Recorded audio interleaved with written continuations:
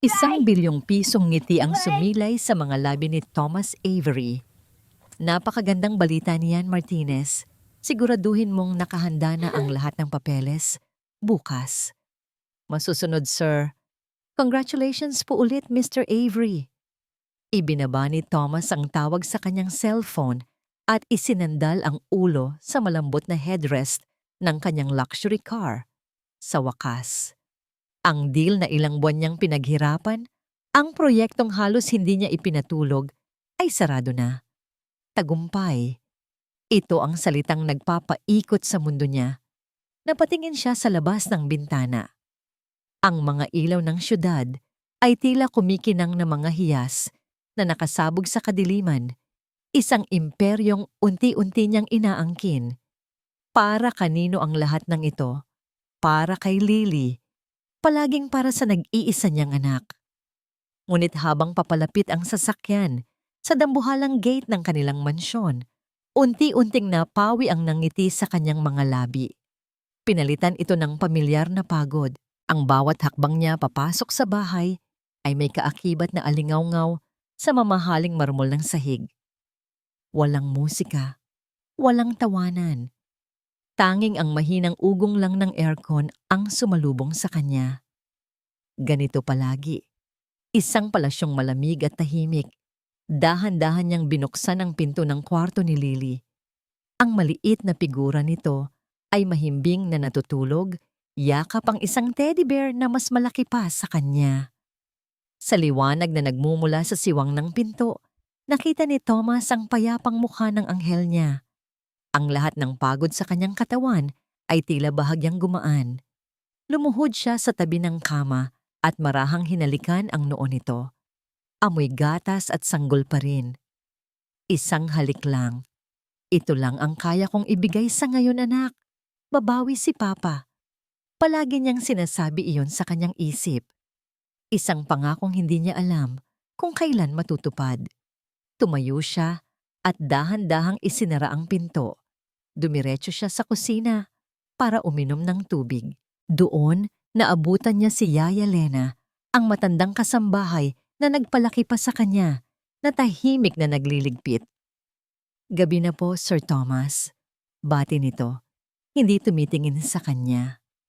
Yaya, sagot niya, habang nagsasalin ng tubig. Napansin niya ang isang plato ng pagkain sa ibabaw ng counter. Halos hindi nagalaw. Chicken nuggets na paborito ni Lily at ilang piraso ng broccoli.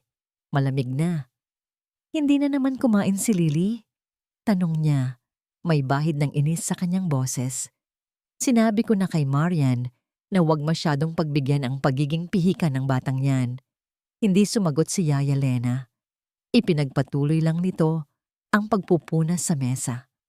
Ang katahimikan nito ay mas mabigat pa kaysa sa isang sigaw. Yaya, kinakausap kita, sabi ni Thomas, mas matigas na ngayon. Humarap sa kanya ang matanda.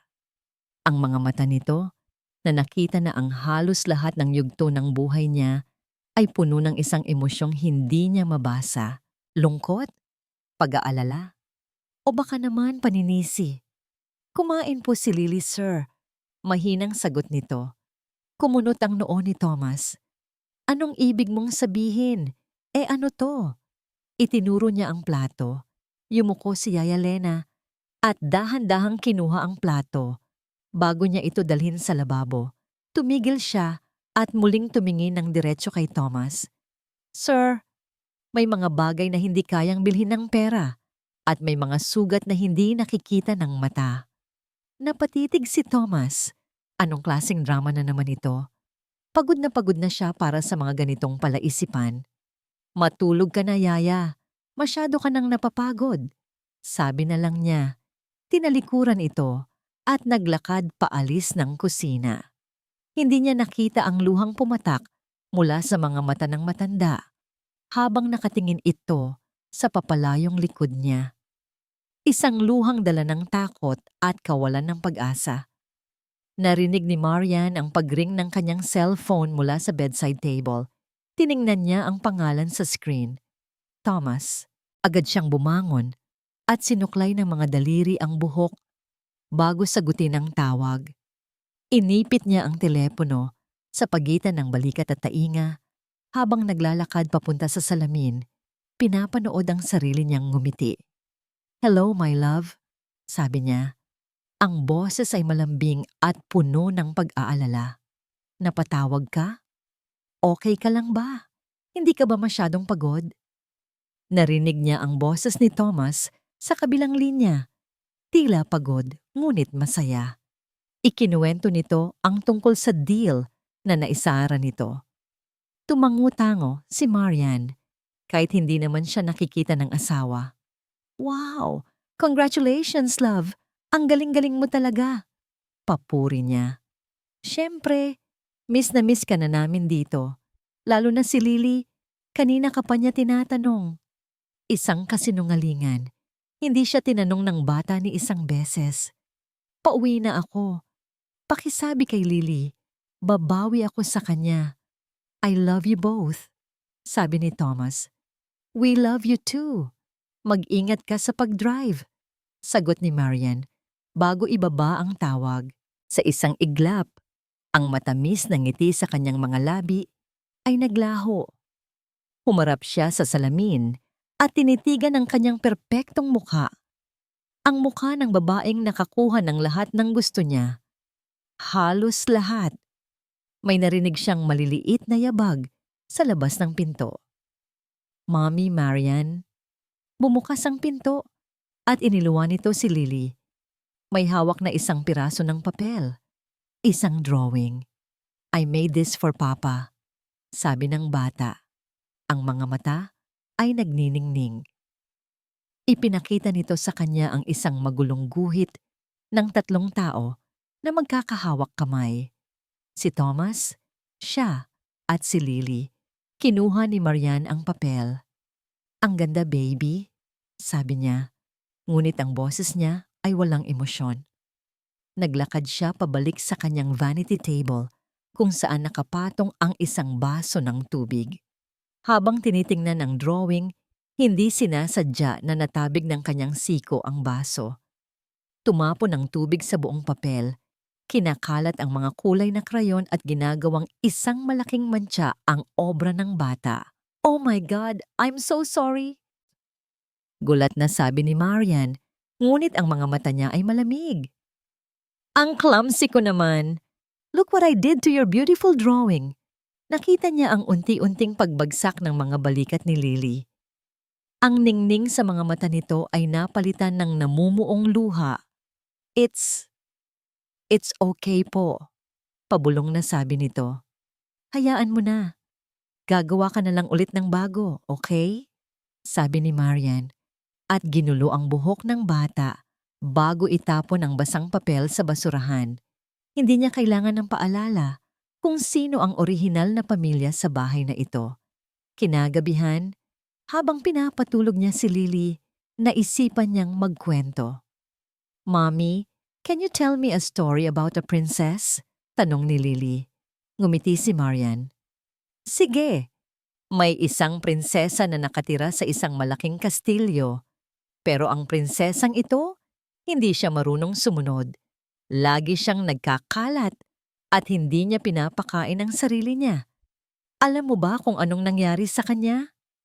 Umiling si Lily. Ang mga mata ay bilog sa takot. Iniwan siya ng hari at reyna. Walang emosyong sabi ni Marian.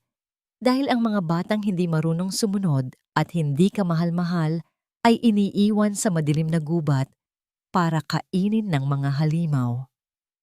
Naramdaman ni Marian ang panginginig ng maliit na katawan sa tabi niya. Nasiyahan siya sa reaksyong yon. Ito ang kailangan ng bata. Disiplina, takot. Nang makatulog si Lily, lumabas siya ng kwarto. Naabutan niya si Yaya Lena sa pasilyo, nagpupunas ng isang lumang picture frame. "Tapos na po ang trabaho ninyo, Yaya. Pwede na kayong magpahinga," sabi ni Marian, na tila nagmamagandang loob, ngunit hindi gumalaw si Yaya Lena. Sa halip, tiningnan siya nito ng diretso sa mata. "Alam ko ang ginagawa mo, Marian." Isang malamig na kuryente ang gumapang sa likod ni Marian. Ano ang sinasabi mo? Ang batang iyon, sabi ng matanda.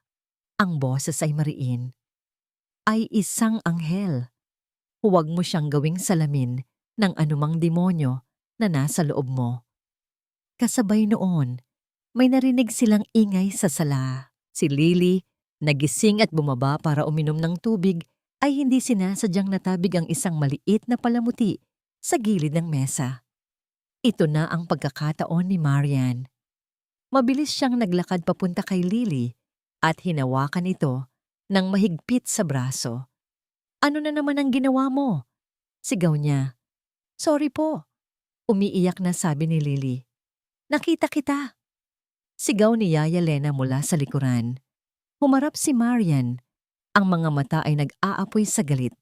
Nakita niya ang isang mamahaling antigong florera sa isang pedestal malapit sa kanila. Ang paborito ni Thomas. Sa isang mabilis na kilos, habang papalapit si Yaya Lena, itinulak ni Marian ang florera. Nabasag ito sa libu-libong piraso sa sahig. Tingnan mo ang ginawa mo. Matanda ka. Umarte si Marian na tila natulak siya ni Yaya Lena. Kasabay ng pag-iyak ng malakas. Sinaktan mo ako. Sinisira mo ang mga gamit sa bahay na ito. Sakto sa eksenang yon, bumukas ang pinto. Pumasok si Thomas, pagod mula sa trabaho, at natigilan sa nasaksihan niyang kaguluhan. Ang basag na florera, ang umiiyak niyang asawa, ang natatakot niyang anak, at si Yaya Lena na nakatayo sa gitna ng lahat, tila isang akusado. Parang isang eksena sa pelikula ang naabutan ni Thomas. Ang basag na florera na nagkakahalaga ng ₱250,000. Ang kanyang asawa na humahagulgol sa isang sulok. Ang kanyang anak na nanginginig sa takot sa likod ni Marian. At si Yaya Lena, nakatayo sa gitna ng lahat. Ang muka ay blangko, ngunit ang mga mata ay nagliliyab. Ang unang inatupag niya ay si Marian. Love, anong nangyari? Tanong niya. Niyakap ang nanginginig na katawan nito. Si Yaya Lena. Tinulak niya ako. Umiiyak na sumbong ni Marian. Ayaw niya sa akin, Thomas. Simula pa lang, ayaw na niya sa akin dito. Tumingin si Thomas kay Yaya Lena. Ang kanyang mga mata ay nanlilisik sa galit at pagod. Gusto na lang niyang matapos ang gabing ito. Gusto na lang niyang magkaroon ng kapayapaan sa sarili niyang pamamahay. Sa opisina ko. Ngayon din. Malamig na utos niya sa matanda. Hindi umimik si Yaya Lena. Sumunod lang ito sa kanya. Isinara ni Thomas ang pinto ang kanyang home office na nagbigay ng katahimikan mula sa mga hagulgol sa labas. Umupo siya sa kanyang malaking leather na upuan. Ang upuan ng isang CEO, ng isang hari sa kanyang kastilyo. Yaya, ipaliwanag mo, sabi niya. Sinubukang kontrolin ng galit. Wala po akong ginawang masama. Sir Thomas?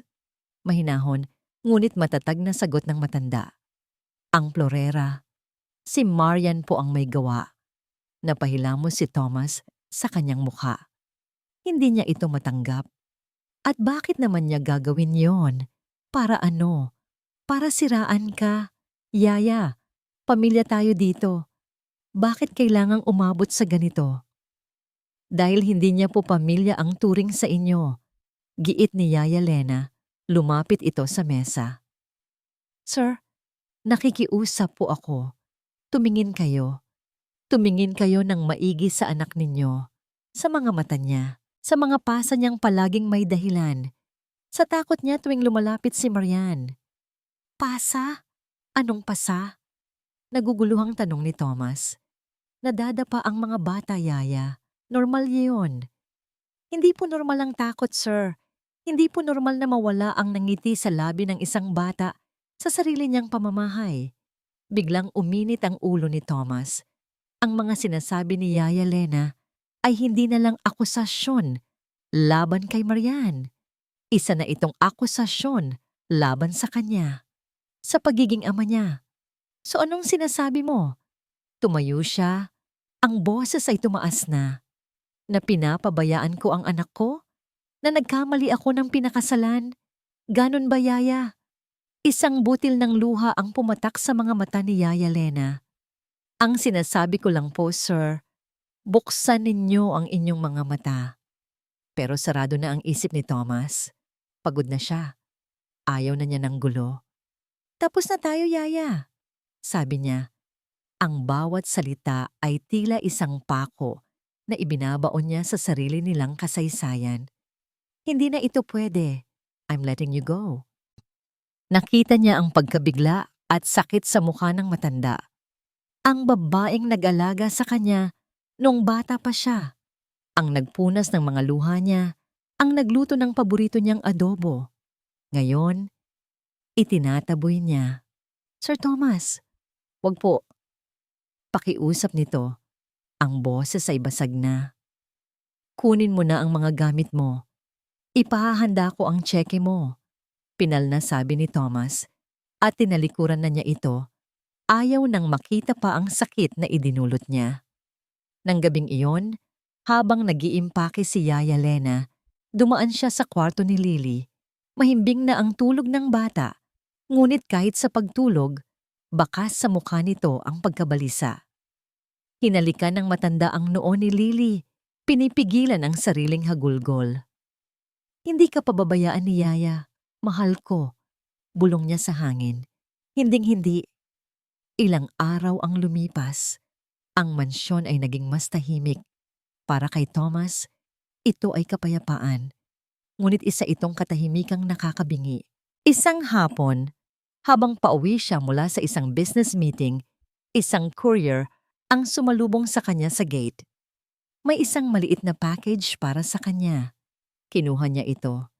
Isang simpleng brown na envelope. Walang pangalan ang nagpadala, walang return address.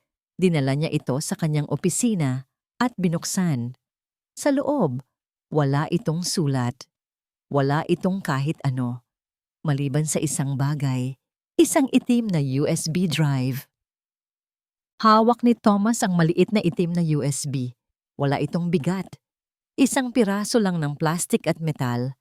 Ngunit sa kanyang palad, tila meron itong bigat ng isang desisyon na ayaw niyang gawin. Sino ang nagpadala nito? Isang dating empleyado na may galit sa kanya? Isang kakumpetensya sa negosyo? O si Yaya Lena? Isang pamilyar na inis ang gumapang sa kanyang dibdib. Kung ito ay galing nga sa matanda, isa na naman itong desperadong paraan para siraan si Marian. Buong araw, nakapatong lang ang USB sa gilid ng kanyang mamahaling mesa sa opisina. Isang maliit na itim na bagay na tila nangaasar sa kanya. Sinubukan niyang magtrabaho.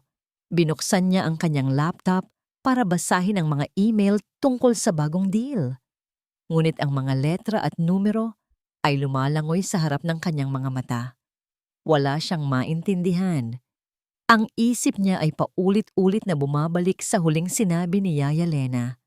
Buksan ninyo ang inyong mga mata. Napapikit siya at napahilot sa kanyang sentido. Biglang pumasok sa isip niya ang isang alaala.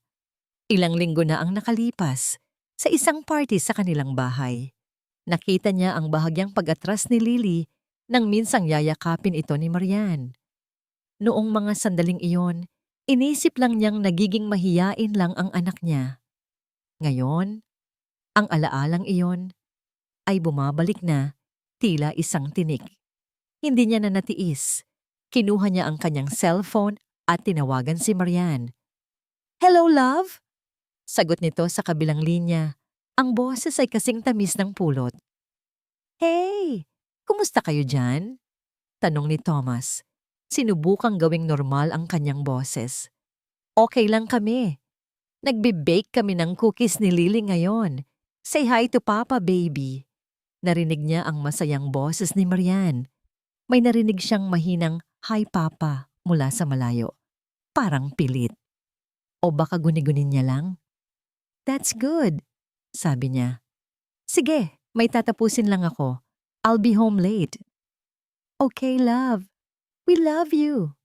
Pagkababa ng tawag, nakaramdam si Thomas ng matinding pagkakasala. Naririnig niya sa boses ni Marian kung gaano ito kamahal na ina. At siya, heto't nagdududa dahil lang sa isang walang pangalang USB at sa mga salita ng isang matandang puno ng hinanakit. Sa isang iglap ng desisyon, kinuha niya ang USB at itinapon ito sa basurahan sa ilalim ng kanyang mesa. Tapos na, wala nang gulo. Ngunit habang nakaupo siya roon, tinititigan ang basurahan, hindi siya mapakali. Ang tunog ng pagtama ng maliit na plastik sa ilalim ng metal na basurahan ay umalingaw-ngaw sa kanyang isip. 5 minuto, 10 minuto, hindi niya nakaya. Napamura siya ng mahina, yumuko, at kinuha ulit ang USB mula sa basurahan. Isinilid niya ito sa kanyang bulsa, tila isang sikretong ayaw niyang aminin kahit sa sarili niya.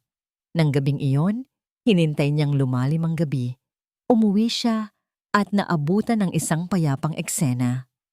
Si Marian ay nagbabasa ng libro sa sofa at si Lily ay naglalaro ng kanyang mga manika sa sahig. Ngumiti sila sa kanya.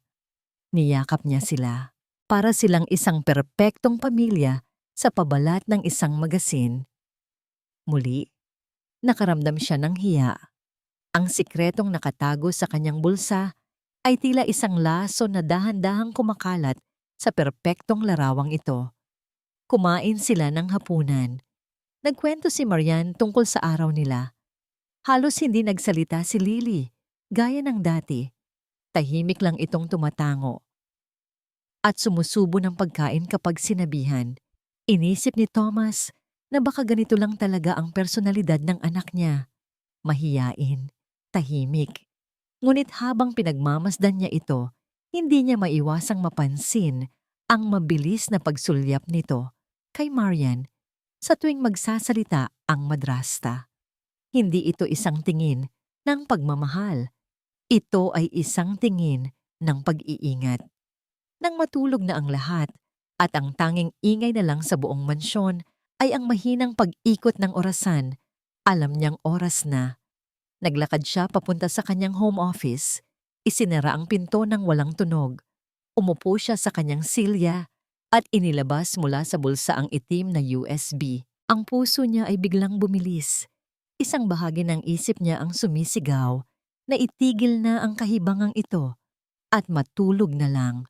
Ngunit mas malakas ang isa pang bahagi, ang bahagi ng isang ama na, sa kaibuturan ng kanyang puso, ay nagsisimula ng matakot.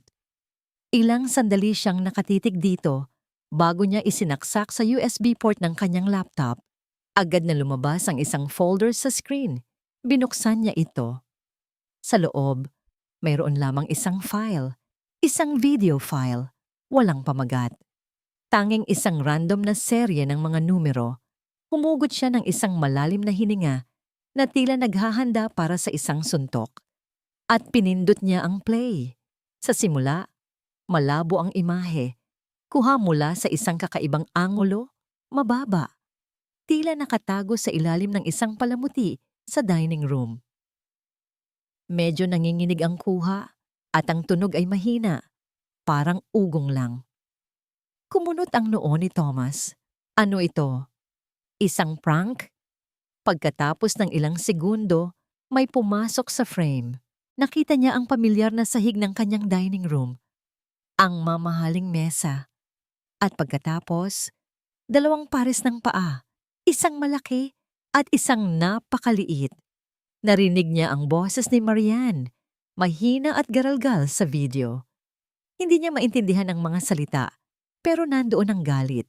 At pagkatapos, nakita niya si Lily, ang kanyang maliit na anghel.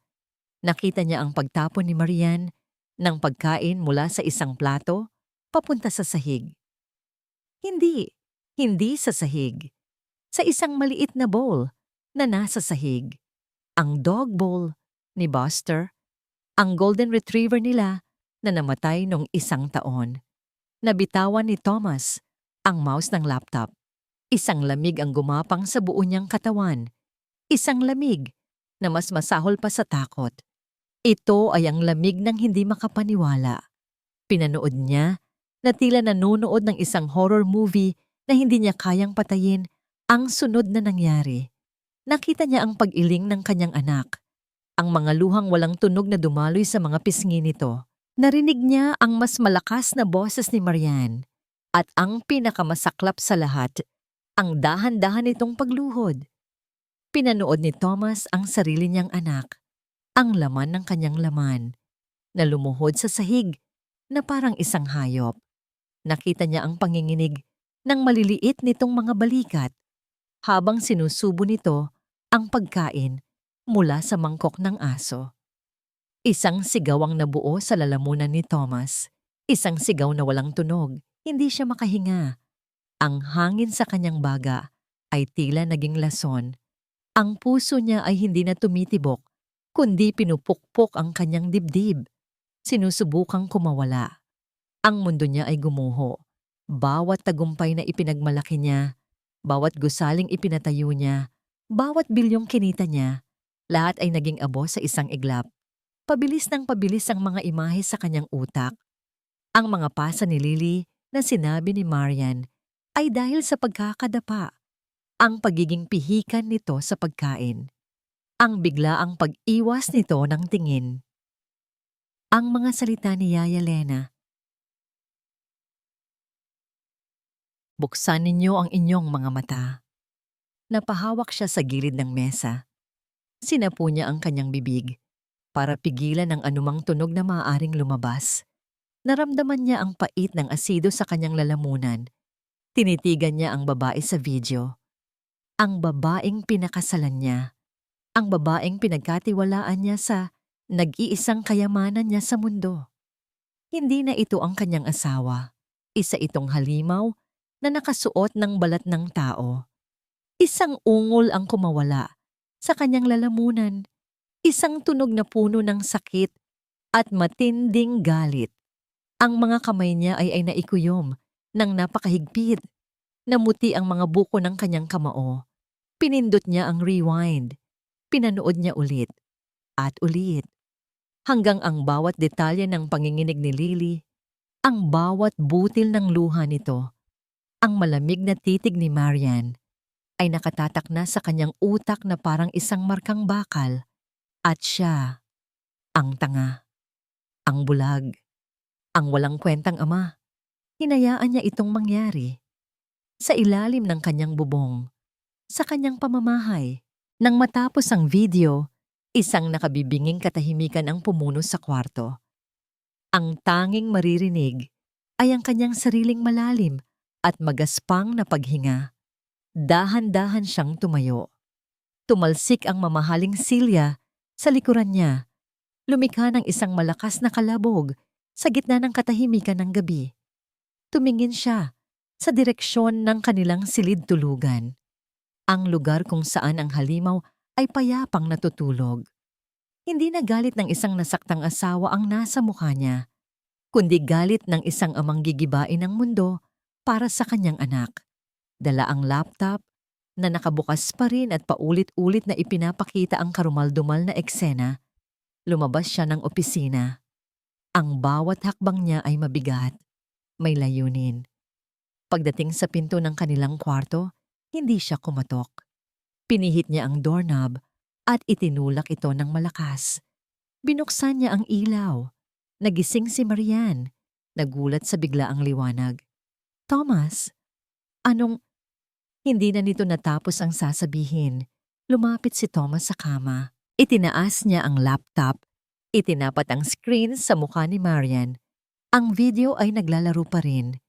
Ang nangiti, ang galit, ang luha, ang pagluhod.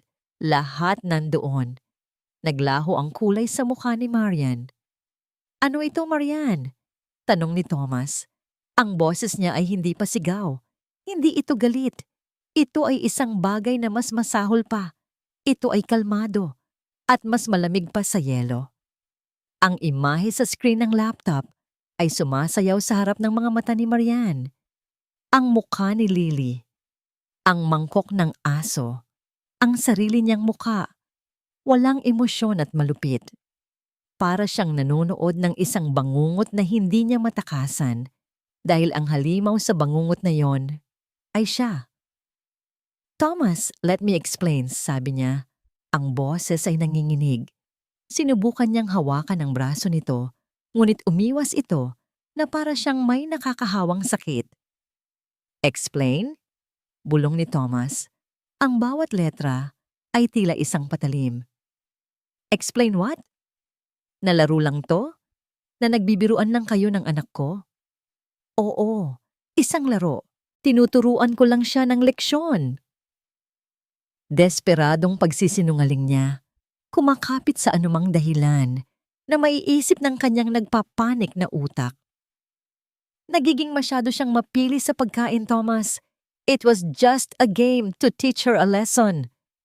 Isang tawa ang kumawala kay Thomas. Isang tawa na walang bakas ng saya. Isang tawa na nakakakilabot. Laro?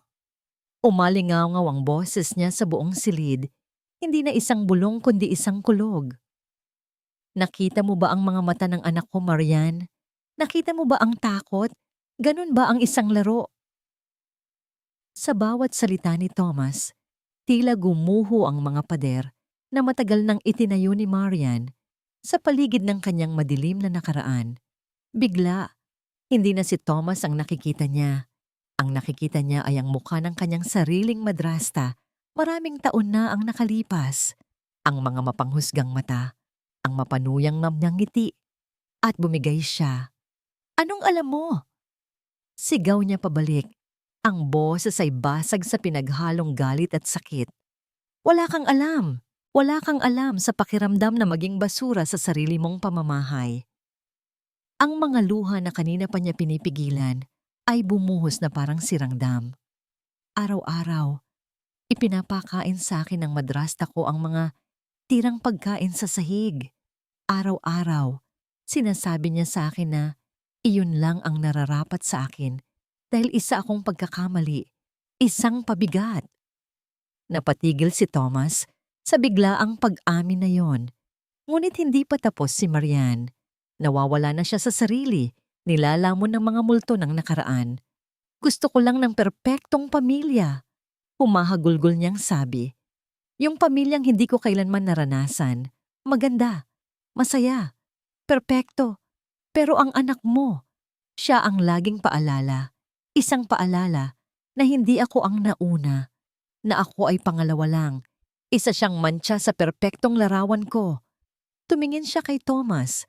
Ang kanyang mga mata ay nagmamakaawa ngunit mayroon ding bahid ng kabaliwan. Ginawa ko lang ang ginawa sa akin. Hindi ba't iyon ang nararapat sa mga batang hindi ka mahal-mahal? Sa sandaling iyon, ang galit sa mga mata ni Thomas ay napalitan ng isang bagay na mas malalim. Hindi awa, kundi pagkaunawa. Isang nakakatakot na pagkaunawa. Nakita niya ang babae sa harap niya, hindi na bilang asawa niya, kundi bilang isang sira-sirang salamin na nagpapakita ng isang basag na imahe. Isang halimaw na nilikha ng isa pang halimaw. Isang biktima na naging salarin. Ngunit ang pagkaunawang iyon ay hindi nagbago sa katotohanan. Ang kanyang anak ang nasaktan. Ibinaba ni Thomas ang laptop sa sahig. Tumalikod siya at huminga ng malalim. Nang humarap siyang muli, ang lahat ng emosyon ay wala na sa kanyang mukha. Ang natira na lang ay isang malamig at pinal na desisyon. Umalis ka sa bahay ko, sabi niya. Ang boses ay kalmado, ngunit may bigat na hindi matitinag. Ngayon din. Ang pagsara ng pinto sa likuran ni Marian ay hindi nagdulot ng kapayapaan. Sa halip, isang nakabibinging katahimikan ang bumalot sa buong mansyon. Isang katahimikan na mas maingay pa kaysa sa mga sigaw kanina. Si Thomas ay naiwang nakatayo sa gitna ng sala. Isang hari na walang kaharian. Isang lalaking nawalan ng lahat sa loob ng isang gabi. Umupo siya sa sofa, ngunit hindi niya naramdaman ang malambot na tela. Wala siyang naramdaman. Ang kanyang katawan ay manhid, Ngunit ang kanyang isip at kaluluwa ay nasusunog. Unti-unting pumasok ang liwanag ng umaga sa malalaking bintana. Ang ginintuang sinag ay tumama sa mga bakas ng kaguluhan kagabi. Isang nabitawang baso, isang nakatumbang unan. Ang liwanag, na dati simbolo ng bagong pag-asa, ngayon ay tila isang malupit na ilaw na nagpapakita ng lahat ng kanyang pagkakamali. Wala si Marian, pero ang lason ay naiwan. At alam niya kung nasaan ang pinakamatinding sugat. Dahan-dahan siyang tumayo. Ang bawat hakbang papunta sa pasilyo ay tila 1 milya ang layo. Ang bawat tibok ng kanyang puso ay isang paalala ng kanyang pagkukulang. Huminto siya sa harap ng pinto ng kwarto ni Lily. Ang maliit na pinto na may nakasabit na pangalang Lily sa maniningning na mga letra. Dati, ito'y isang pinto papunta sa mundo ng kanyang anghel. Ngayon, ito'y isang pader sa pagitan nila. Hinawakan niya ang doorknob at mas malamig pa ito kaysa sa inaasahan niya. Dahan-dahan niyang binuksan ang pinto. Ang nakita niya sa loob ay dumurog sa kung anuman ang natitira pa sa kanyang puso. Si Lily ay hindi nasa kama. Nakaupo ito sa pinakamalayong sulok ng silid. Yakap-yakap ang kanyang mga tuhod. Nakatago ang mukha nito. Ang maliit nitong katawan ay bahagyang nanginginig. Ginagawa nitong maliit ang sarili na para bang gusto nitong maglaho na lang sa mundo. Lily? Halos pabulong na tawag ni Thomas. Sa tunog ng kanyang boses, umangat ang ulo ng bata. At sa mga mata nito, nakita ni Thomas ang isang bagay na mas masakit pa kaysa sa galit o lungkot. Nakita niya ang purong takot.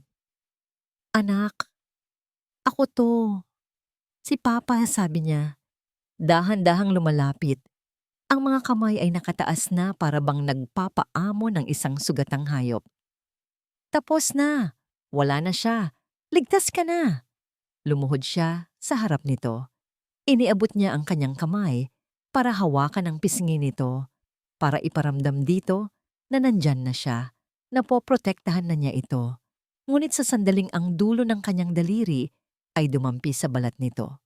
Isang nakakabinging sigaw ang kumawala kay Lily. Umatras ito ng buong lakas. Isiniksik ang sarili sa pader na para bang sinusubukan itong tumagos. Ang mga mata nito ay nanlalaki sa takot. Nakatingin hindi sa isang ama, kundi sa isang multo, isang kasabwat. Sa sigaw na yon, naintindihan ni Thomas ang lahat. Hindi lang si Marian ang kinatatakutan ng anak niya. Kinatatakutan din nito siya. Ang lalaking dapat sana'y tagapagtanggol nito. Ang lalaking dapat sana'y kanlungan nito. Ngunit sa mata ng isang batang nasaktan, ang katahimikan ay pagsang-ayon. Ang pagwawalang bahala ay pakikipagsabwatan. Siya ang hari na hinayaang saktan ng halimaw, ang prinsesa sa kanyang sariling kastilyo. Ang sigaw ni Lily ay parang isang punyal na direktang tumusok sa puso ni Thomas. Isang katotohanang masakit pa kaysa sa panloloko ni Marian. Umatras siya. Ang kamay ay nanatiling nakabitin sa hangin. Napalitan ng pagkabigla at matinding sakit ang determinasyon sa kanyang mukha. Hindi, anak. Hindi. Bulong niya. Hindi para kay Lily, kundi para sa sarili niya. Pero huli na. Ang pinsala ay nagawa na. Ang lamat sa pagitan nila ay isa ng bangin. Tumayo si Thomas at dahan-dahang umatras palabas ng kwarto. Isinara niya ang pinto. Iniwan si Lily sa kanyang maliit, madilim na sulok. Napaluhod siya sa sahig ng pasilyo. Ang lakas na ipinakita niya kagabi, ang galit, ang kapangyarihan, ay naglahong lahat. Ang natira ay isang lalaking basag na basag. Sa kauna-unahang pagkakataon, sa loob ng maraming taon, mula pa noong namatay ang una niyang asawa, ang ama ni Lily, umiyak si Thomas Avery. Hindi ito isang tahimik na pagluha. Ito ay isang hagulgol na nagmumula sa kaibuturan ng isang kaluluwang puno ng pagsisisi. Umiyak siya para sa sakit ng kanyang anak. Umiyak siya para sa sarili niyang katangahan. Umiyak siya dahil sa wakas, naintindihan niya ang lahat ng pera niya, ang lahat ng kapangyarihan niya, ang imperyong binuo niya, lahat ay walang silbi.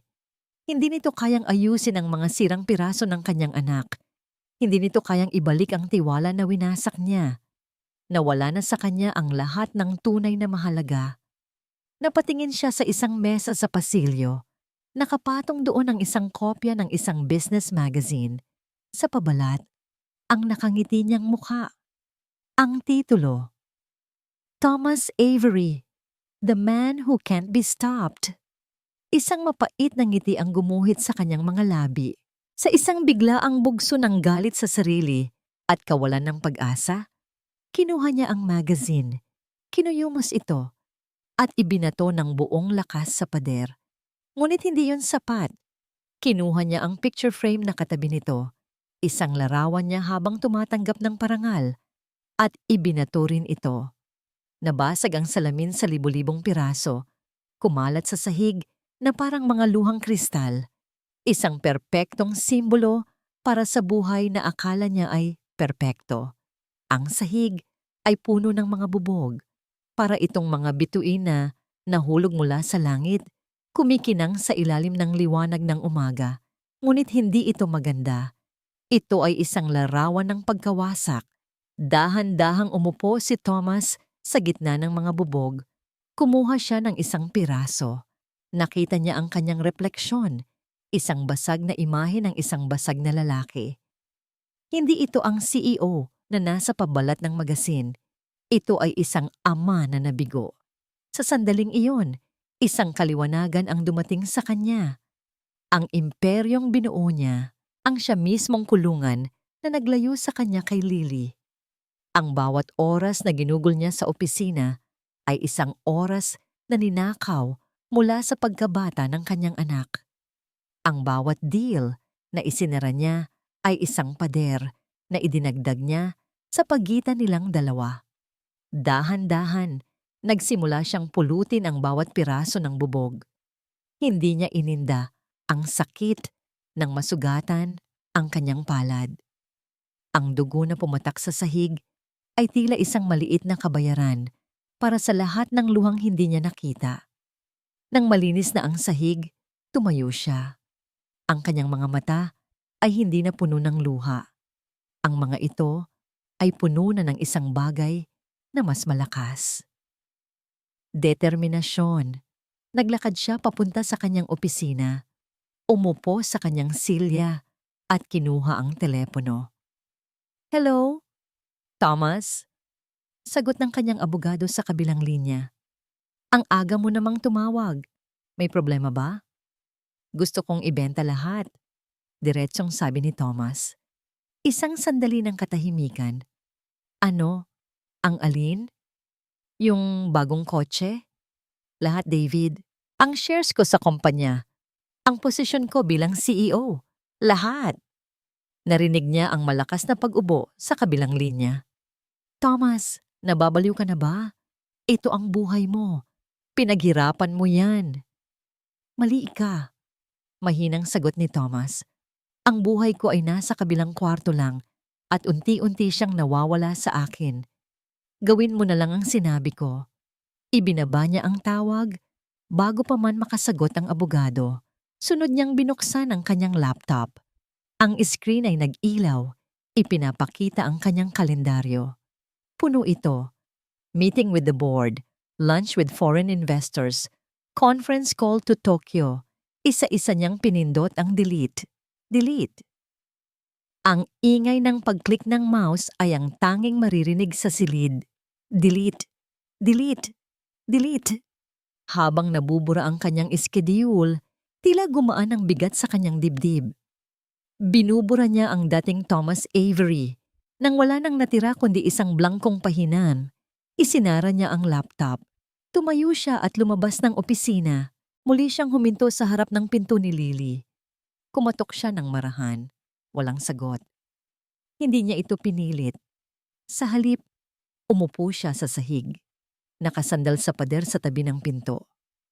"Anak!" Simula niya. Ang boses ay nanginginig sa simula. "Noong bata pa ako, ikinukwento sa akin ng lola mo ang tungkol sa isang munting ibon na nalaglag mula sa kanyang pugad." Nagpatuloy siya, ikinukwento ang isang simpleng istorya na halos kinalimutan na niya.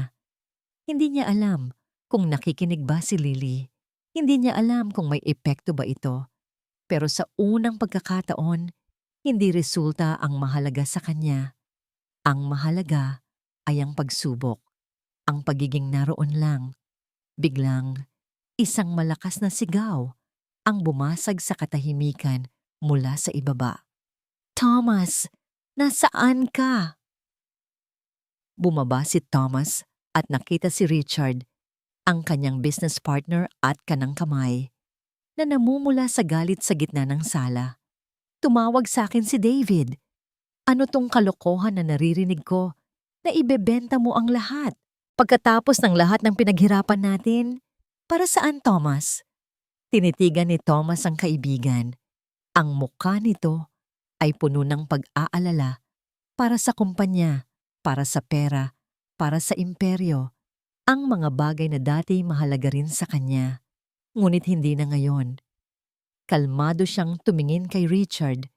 Ang kanyang mga mata ay matatag at puno ng isang kapayapaang hindi pa nito nakikita sa kanya kailanman.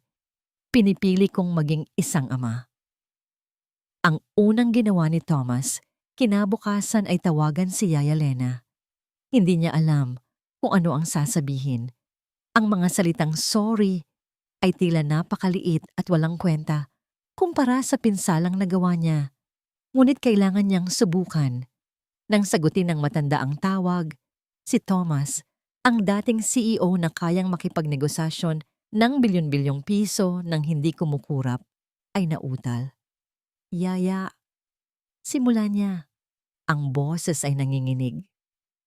"Kailangan ka namin. Kailangan ka niya. Pakiusap. Bumalik ka na." Isang mahabang katahimikan ang sumunod. Pagkatapos, isang simpleng sagot. "Papunta na po ako." Pagdating ni Yaya Lena, sinalubong siya ni Thomas sa pinto. Walang yakap, walang ngiti. Tanging 2 taong pinag-isa ng pagmamahal sa isang bata. "Patawarin mo ako, Yaya," sabi ni Thomas. Nakayuko. "Sa lahat-lahat." Tumingin sa kanya ang matanda. Ang mga mata ay puno ng pag-unawa. Ang mahalaga ay ang ngayon sa tingin ni Thomas. Ang mahalaga ay ang bata. At nagsimula ang mahabang proseso. Ang unang araw ay isang pagsubok sa pasensya. Nananatili si Lily sa loob ng kanyang kwarto. Inihahanda ni Yaya Lena ang pagkain nito at iniiwan sa labas ng pinto. Kinakain naman ito ni Lily, pero kapag tapos na, isinasara niya muli ang pinto. Si Thomas naman, sa halip na bumalik sa kanyang opisina, ay nanatili sa bahay. Sinubukan niyang gawin ang mga bagay na hindi niya kailanman ginawa. Sinubukan niyang magluto ng almusal. Nagkalat ang harina sa buong kusina. Ang unang batch ng pancakes ay nasunog at naging uling. Pero hindi siya sumuko. Sa pangatlong subok, nakagawa siya ng isang medyo bilog at hindi sunog na pancake. Inilagay niya ito sa isang plato kasama ang paboritong strawberry syrup ni Lily at iniwan din sa labas ng pinto. Hindi niya alam kung kinain ba ito ng anak niya. Sa hapon, lumabas siya sa hardin. Ang dating perpektong hardin na inaalagaan ng mga hardinero ay medyo napabayaan na. Nagsimula siyang magbunot ng mga damo. Hindi niya alam ang kanyang ginagawa, pero ang paglubog ng kanyang mga kamay sa lupa ay may dalang kakaibang kapayapaan. Gabi-gabi, sa halip na umupo sa sofa at manood ng balita, kumukuha siya ng isang upuan at inilalagay sa labas ng pinto ng kwarto ni Lily. Doon, nagbabasa siya ng mga fairy tale. Ang mga kwento tungkol sa matatapang na prinsesa at mababait na higante. Ang boses niya ay mahina at kalmado. Isang gabi, habang nagbabasa siya, naririnig niya ang isang mahinang kaluskos. Huminto siya. Nakita niya ang anino sa ilalim ng pinto na bahagyang gumalaw. Alam niyang nakikinig ito at iyon ay sapat na. Isang umaga, nagising si Thomas sa sofa sa labas ng kwarto ni Lily kung saan siya nakatulugan. Nang imulat niya ang kanyang mga mata, nakita niya ang pinto ng kwarto na bahagyang nakaawang. Sumilip siya sa siwang. Wala roon si Lily. Isang biglaang takot ang bumalot sa kanya. Ngunit pagkatapos, nakita niya ito. Nakadungaw sa bintana, pinapanood siya habang natutulog. Nang magtama ang kanilang mga mata, mabilis na isinara ni Lily ang pinto. Ngunit sa sandaling iyon, nakita ni Thomas ang isang bagay sa mga mata ng anak niya, bukod sa takot. Nakita niya ang kuryosidad. Iyon ang naging gasolina niya. Nagpatuloy siya. Nagluto, nagbasa, naghard. Hanggang isang hapon, habang abala siya sa pagtatanggal ng mga tuyong dahon sa isang halaman ng rosas, naramdaman niya ang isang presensya sa kanyang likuran. Dahan-dahan siyang lumingon. Nakatayo roon si Lily. Hindi ito nagsasalita. Nakatitig lang ito sa kanya. Pagkatapos, dahan-dahan, iniabot nito ang kanyang maliit na kamay. Sa palad nito, may isang maliit na puting bulaklak. Isang ligaw na bulaklak na tumubo sa gilid ng hardin. Nanginginig na iniabot ni Thomas ang kanyang kamay at kinuha ang bulaklak. Ang pagdampi ng kanilang mga balat ay nagtagal lang ng isang segundo. Ngunit para sa kanya, iyon ay isang kawalang hanggan. Ang unang sinag ng pag-asa. Nang gabing iyon, pagkatapos niyang ihatid ang pagkain ni Lily, may nakita siyang isang sobre sa ibabaw ng mail tray. Nagmula ito sa isang mental health facility. Alam niyang sulat iyon mula kay Marian. Hinawakan niya ang sobre.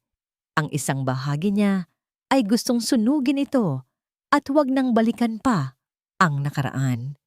Ngunit alam niyang kailangan niya itong harapin para tuluyang makalaya. Nag-aalangan. Hindi niya alam kung dapat ba niya itong buksan. Nakatitig si Thomas sa sobre sa loob ng ilang minuto. Ang pangalan ng mental health facility ay tila isang tatak ng masalimuot na nakaraan na gusto na niyang kalimutan. Ngunit alam niyang hindi siya tunay na makakausad hanggat may mga pinto pa siyang hindi isinasara. Humugot siya ng malalim na hininga at dahan-dahang pinunit ang sobre. Ang sulat kamay ni Marian ay magulo. Nanginginig. Tila isinulat ng isang taong nakikipaglaban sa sarili niyang mga demonyo. Hindi ito mahaba. Thomas, walang sapat na salita para sa sorry. Alam ko, ang salitang iyon na siyon ay masyadong maliit para sa halimaw na naging ako. Dito, araw-araw, pinipilit nila akong tumingin sa salamin. At sa unang pagkakataon, nakikita ko ang babaeng kinasusuklaman ko buong buhay ko. Ang madrasta ko. Ako ay naging siya. Hindi ito isang excuse. Wala nang excuse. Isinusulat ko ito hindi para humingi ng tawad sa'yo, kundi para sabihin na sana balang araw, mapatawad ni Lily ang sarili niya, na maintindihan niyang wala siyang kasalanan. Walang-wala. Iyon lang. Pagkatapos basahin, hindi galit ang naramdaman ni Thomas. Hindi rin awa. Ang naramdaman niya ay isang paglaya. Isang paglaya mula sa puot na matagal niyang kinimkim. Naintindihan niya na ang kwento ni Marian ay hindi na bahagi ng kwento nila ni Lily. Ang pagpapatawad na kailangan niya ay hindi para kay Marian, kundi para sa sarili niya. Ang pagpapatawad sa pagiging bulag niya noon. Kinuha niya ang sulat, dinala sa labas ng hardin, at sinunog sa isang lumang lata.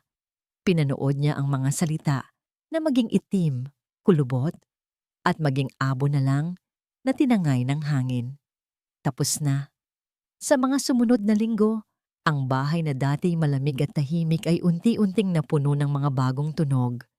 Isang hapon, habang sinusubukan ni Thomas na buuin ang isang napakalaking dollhouse para kay Lily, hindi niya sinasadyang matapakan ng isang maliit na piraso at nadulas siya. Bumagsak ng may malakas na kalabog sa sahig. Aray, daing niya habang nakahiga at nakatingala sa kisame.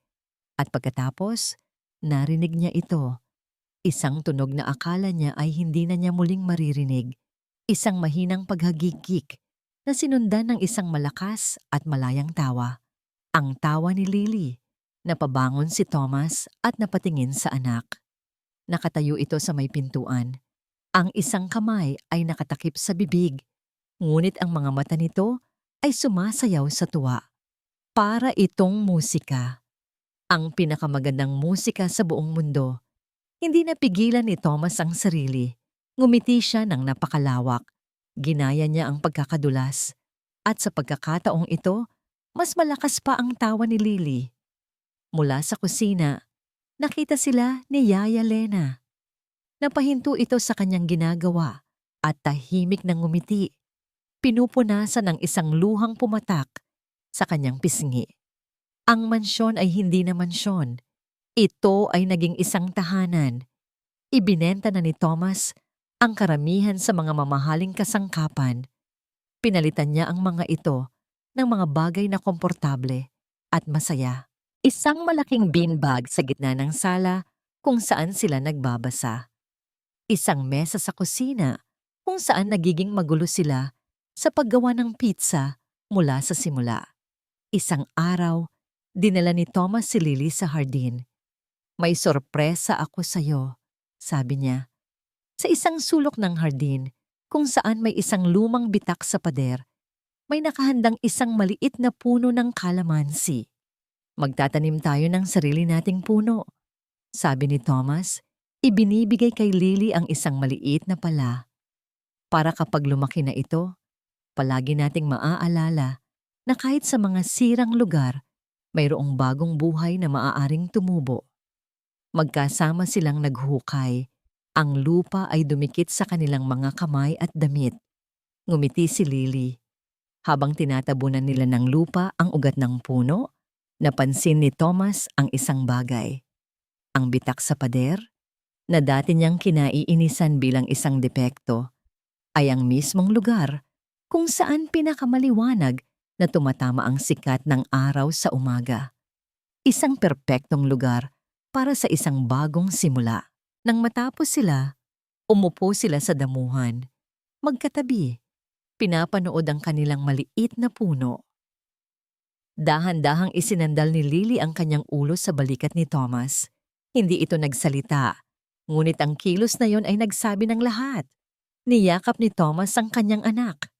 Ang pakiramdam ng maliit na katawan nito na nakasandal sa kanya ay mas mahalaga pa kaysa sa lahat ng bilyong kinita niya sa buong buhay niya. Ito ang tunay na tagumpay. Ito ang tunay na kayamanan. Dito na si Papa. Bulong niya sa buhok nito. Ang mga salitang ito ay hindi na isang sirang pangako, kundi isang panata. Palagi. Tumingala sila sa langit. Ang araw ay papalubog na, nag-iiwan ng mga kulay kahel at rosas sa ulap. Isang bagong gabi ang darating, ngunit sa pagkakataong ito, hindi na ito madilim at malamig. Dahil sa wakas, sa kanilang tahanan, natagpuan na nila kung saan tumutubo ang liwanag.